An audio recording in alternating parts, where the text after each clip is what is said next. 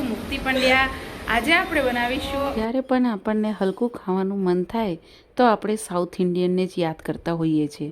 તો અહીંયા south ઇન્ડિયનની recipe બનાવવા માટે આપણે દાળ ચોખા કે પલાળવાનું આપણને ટાઈમ હોતો નથી। તો અહીંયા જ ફટાફટ ઇન્સ્ટન્ટ અને એકદમ જ સ્પોન્જી અને એકદમ જ ટેસ્ટમાં બને એવી આપણે અહીંયા રવા ઇડલી બનાવીશું।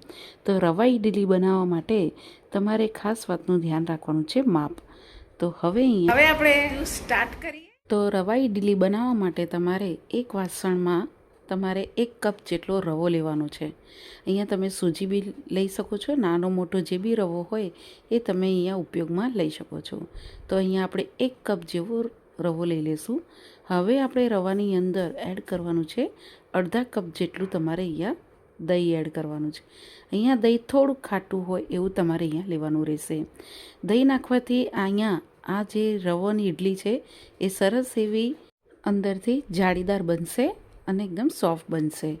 તો હવે અડધા કપ દહીંની સામે તમારે અહીંયા લેવાનું છે 5 થી 6 ચમચી જેટલું પાણી લેવાનું છે। એટલે કે તમે 1 કપ રવો લીધો હોય, અડધો કપ જેવું તમે દહીં લીધું તો એનાથી અડધું તમારે પાણી લેવાનું છે।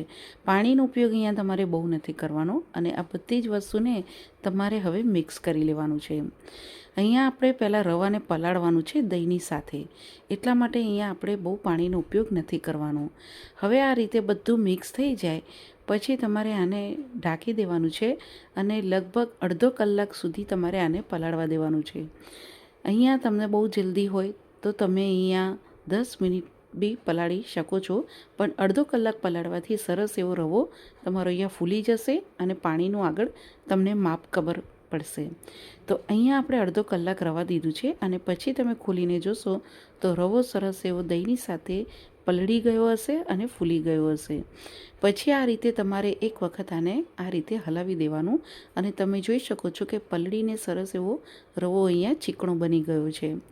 તો હવે આની કન્સિસ્ટન્સી સરખી કરવા માટે તમારે બીજું અહીંયા 5 થી 6 ચમચી જેટલું પાણી એડ કરવાનું અને મિક્સ કરી લેવાનું છે। અહીંયા રવાની ઇડલી બનાવવા માટે જે બેટર બનાવવાનું છે એ બહુ પતલું તમારે અહીંયા નથી બનાવવાનું, થોડુંક જાડું હોય એવું જ બનાવવાનું રહેશે। નોર્મલ ઇડલીમાં આપણું જે બેટર છે પતલું હોય છે, પણ રવાની ઇડલીમાં તમારે થોડુંક જાડું રાખવાનું રહેશે।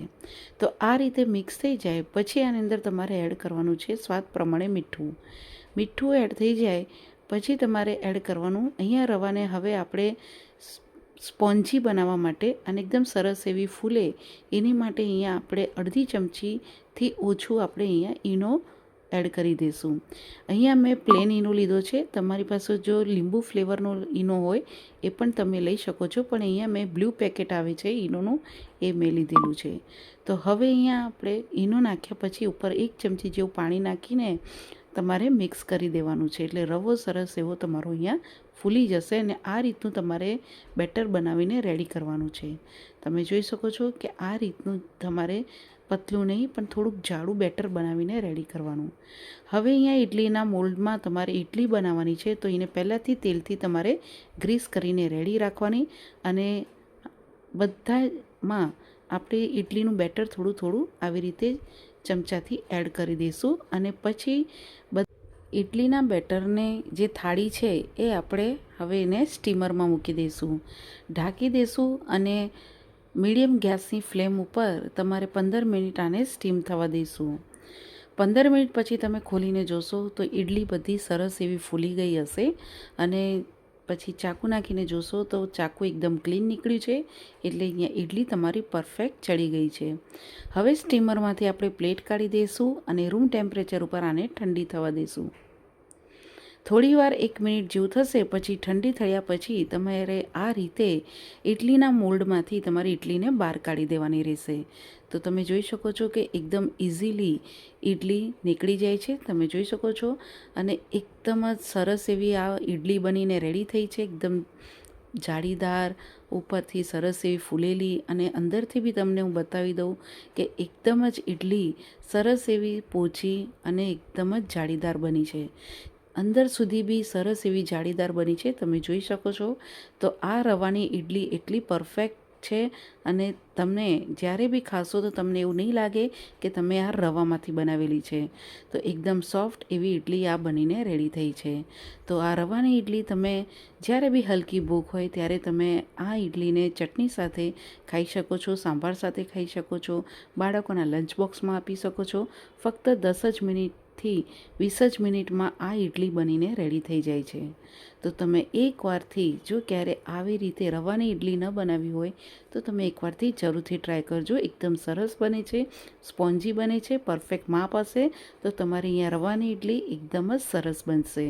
તો તમે એકવાર જરૂરથી બનાવજો અને બનાવ્યા પછી કેવી લાગી મને કમેન્ટ્સ બોક્સમાં જણાવજો. અને તમને જો રેસીપી ગમે તો મારી ચેનલને સબસ્ક્રાઈબ કરજો, બેલ આઇકન પર ક્લિક કરજો અને એક લાઈક જરૂરથી કરી લેજો. Thank you for watching.